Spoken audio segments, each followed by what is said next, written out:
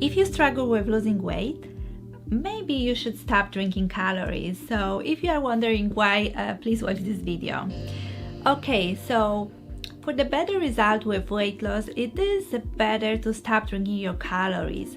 We should get our calories from food, because the food we eat goes to GI tract much slower and will keep you satisfied for a longer period of time.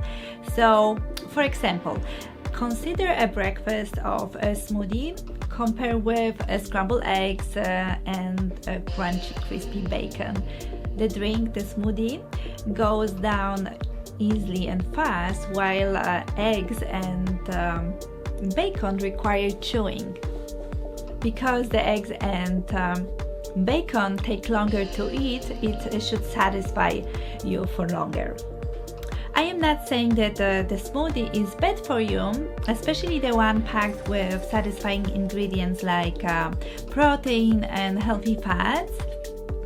But because smoothie can be drunk quickly, your brain might not register that it's full and satisfied, so you can get hungry sooner and end up eating more calories. As you see, you can reduce calorie intake just by focusing on slowing down and enjoying every bite of food you eat. Chewing is super powerful. It can help you avoid overeating and can help you release more flavors from food, so you can feel satisfied and full for longer. Just to recap, don't drink your calories, okay? Eat for nutrition and drink for hydration. Stick with liquid like water and tea, and save your calories for nutritious food.